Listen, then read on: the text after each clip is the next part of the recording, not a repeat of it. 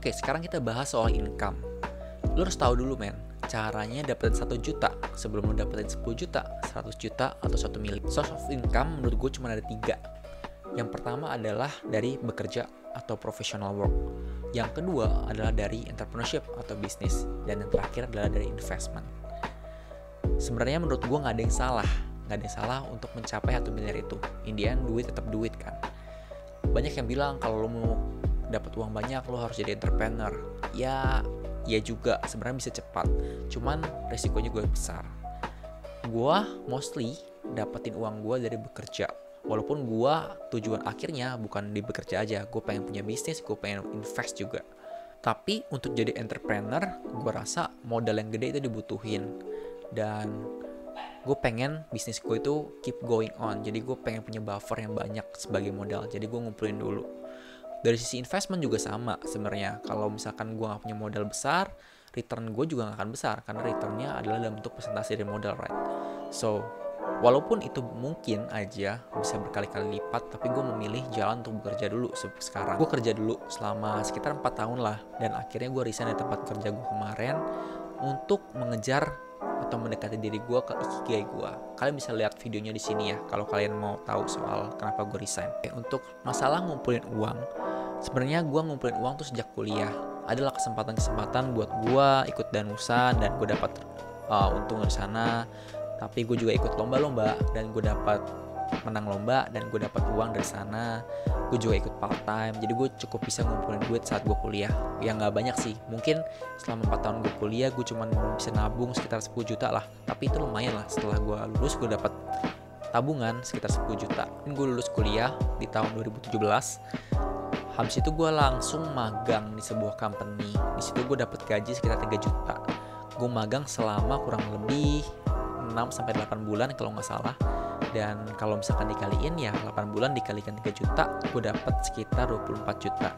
Tapi gue pakai lah buat jajan-jajan gitu mungkin sekitar 6 juta. Jadi gue dapat bisa saving sekitar 18 juta. Di situ akhirnya setelah 2018 in total gue dapat di kuliah sekitar 10 juta dan di magang gue dapat 18 juta. Jadi gue bisa punya saving sekitar 28 juta. Terus gue magang, gue jadi engineer di oil and gas company lah ya, oil and gas service company. Kalian bisa nonton videonya. Sebenarnya gue dapat income atau gaji basic yang cukup lumayan lah ya, sekitar 12 juta mungkin. Dan sebagai junior engineer gue kayak kerja sekitar 6 bulan. Jadi gue dapat 72 juta in saving. Dan habis itu gue dipromote. Dan habis promote itu gue dapat gaji bulanan sekitar 30 juta. Itu cukup cepet sih sebenarnya sih untuk ukuran fresh graduate ya.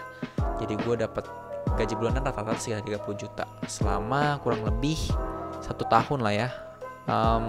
Ya selama 1 tahun. Jadi 2019-2020 gue dapat gaji 30 juta.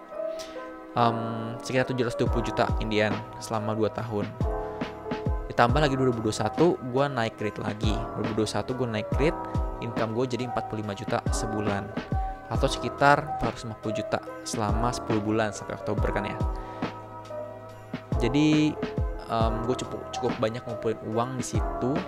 Gue cukup happy karena gue dapat return yang lumayan lah. Mungkin nggak sebanyak orang-orang yang entrepreneur atau mungkin banyak kerjaan di sana yang lebih valuable dari gue. Tapi itu cukup lumayan lah buat gue. Gue bisa saving sekitar 70-80%. Itu banyak banget sih sebenarnya sih. In total sebenarnya untuk aset jadi 2017, 2018, 2019, 2020 itu gue bisa saving in total 970 juta. Kalau dari hitung-hitungan ini ya, mungkin kurang lebih lah ya, karena gue juga ada invest, karena nabung di invest dan itu berkembang gitu kan.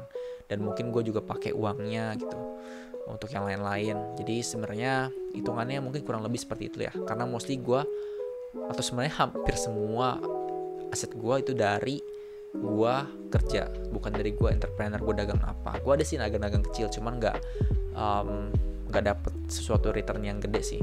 Gue bekerja selama 4 tahun kemarin, ada banyak hal yang gue pelajarin. Tapi salah satunya adalah kalau lu bener-bener nggak passion dengan pekerjaan lu, atau lu nggak passion bekerja lah ya, lu lebih prefer untuk bisnis atau untuk invest, well, cari kerjaan yang bener-bener bisa ngehasilin uang besar buat lu. Jadi lu bisa lebih safe ke depannya. Dan itu situasi kayak gue.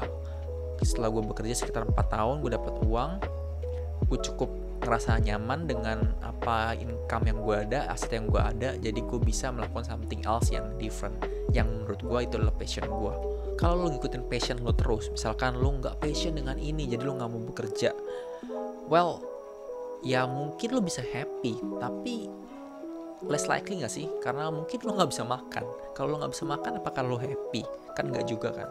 Di lain sisi ya, kalau kalian menolak pekerjaan A misalkan karena kalian nggak passion dengan hal itu, kalian tuh sebenarnya nggak benar-benar tahu kalian tuh passion atau enggak, karena kalian nggak pernah mencoba. So just give it a try and find something atau some works that really give you something. Walaupun gue akhirnya resign di pekerjaan sebelumnya gue setelah 4 tahun kerja, tapi itu dengan perhitungan yang matang. Dan gue udah mencoba kan, whether it is really my passion or not. Dan ternyata itu bukan my passion. But at least gue make something, gue make money kan di sana.